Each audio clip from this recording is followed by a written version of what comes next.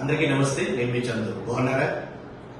Life లో మనం ఎదగాలనుకునేటప్పుడు, లేదంటే మన లైఫ్ లో ఒక మంచి పని చేయాలనుకున్నప్పుడు, అమ్మ నేను ఈ పని చేయలేనేమో అని మనకు అనిపిస్తుంది. మన లోపల మనకు తెలియని ఒక శత్రువు ఉంటాడు. అదేవిధంగా సొసైటీ కానీ, మన సోషల్ మీడియా కానీ కిందకి లాగే ప్రయత్నం చేస్తుంది. భయాన్ని నువ్వేమీ చేయలేని విషయాన్ని నీకు నేర్పించాలని చూస్తాయి కానీ నువ్వు ఈ పని చేయగలవు, ఒకసారి ప్రయత్నించి చూడని విషయం నేర్పదు. మనం చాలా కథల్లో వింటుంటాం. చిన్నపిల్లలు నూతులు పడిపోయినప్పుడు వాళ్ళ అన్నయ్య పడిపోయిన తమ్ముడు రచిస్తారని మనం ఒక కథ వింటాం. అంటే మనం చేయలేమని మనకు ఎవరైనా చెప్తే మనకు అర్థమవుతుంది. కాకపోతే మనం ప్రయత్నించి చూసి ఆ పనిలో మనం సక్సెస్ సాధించగలం. నేను చెప్పే విషయం ఏంటంటే, ప్రతి ఒక్కరు లైఫ్ అందంగా అద్భుతంగా ఉండాలని అనుకుంటారు. అందుకే దానికోసం మనం ఆలోచన చేస్తాం. ఈ పని చేస్తే బాగుంటుంది, ఈ పని చేస్తే బాగుంటుంది, నేను ఉద్యోగం చేస్తే బాగుంటుంది, ఈ వ్యాపారం చేస్తే బాగుంటుంది. కానీ స్టార్ట్ చేయాలంటే భయం. అమ్మో నేను ఫెయిల్ అవుతానేమో, నేను ఫెయిల్ అయితే పక్కన చూసి అవుతాడేమో, నేను చదువుకుంటున్నాను, ఈ చదివిన తర్వాత ఎగ్జామ్ రాస్తే ఫెయిల్ అవుతానేమో ఆలోచిస్తూ కూర్చొని అక్కడే మనం ఆగిపోతాం.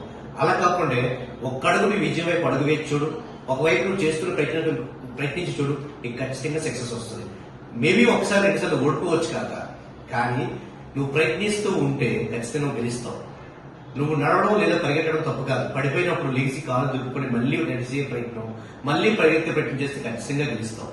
నువ్వు అలా గెలవాలని, లైఫ్ ఉన్నతమైన స్థానానికి ఎదగాలని కోరుకుంటూ నమస్తే. నీ చదువు.